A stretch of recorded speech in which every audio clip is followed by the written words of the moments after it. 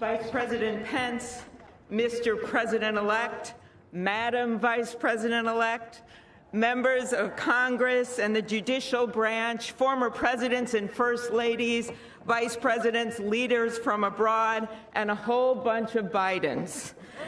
America, welcome to the 59th presidential inauguration, where in just a few moments, Joe Biden and Kamala Harris will take their solemn oaths. This ceremony is the culmination of 244 years of a democracy. It is the moment when leaders brought to this stage by the will of the people promise to be faithful to our Constitution, to cherish it and defend it. It is the moment when they become, as we all should be, guardians of our country.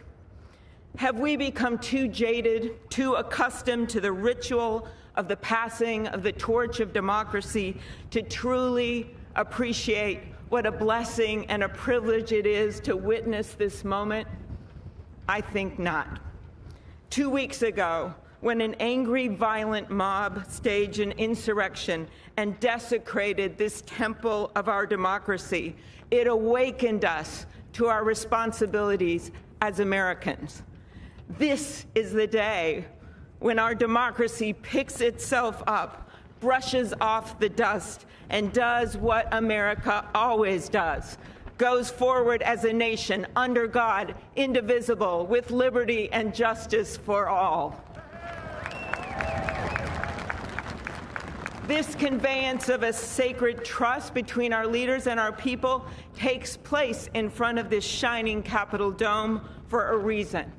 When Abraham Lincoln gave his first inaugural address in front of this Capitol, the dome was only partially constructed, braced by ropes of steel. He promised he would finish it. He was criticized for spending funds on it during the Civil War. To those critics, he replied, "If the people see the Capitol going on, it is a sign we intend the Union shall go on." And it did, and it will. Generations of Americans gave their lives to preserve our republic in this place. Great legislation to protect civil rights and economic security and lead the world was debated and crafted under this dome. Now it falls on all of us, not just the two leaders we are inaugurating today, to take up the torch of our democracy, not as a weapon of political arson, but as an instrument for good.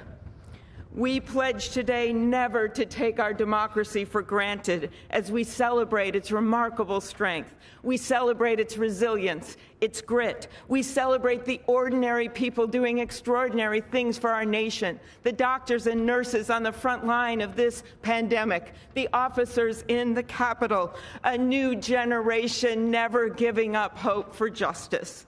We celebrate a new president, Joe Biden, who vows to restore the soul of America and cross the river of our divides to a higher plane.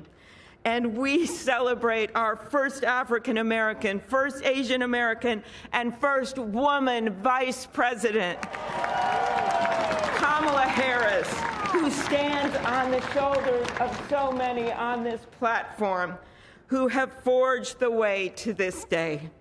When she takes the oath of office, little girls and boys across the world will know that anything and everything is possible. And in the end, that is America, our democracy, a country of so much good. And today, on these Capitol steps and before this glorious field of flags, we rededicate ourselves to its cause. Thank you. Shepard Smith here. Thanks for watching CNBC on YouTube.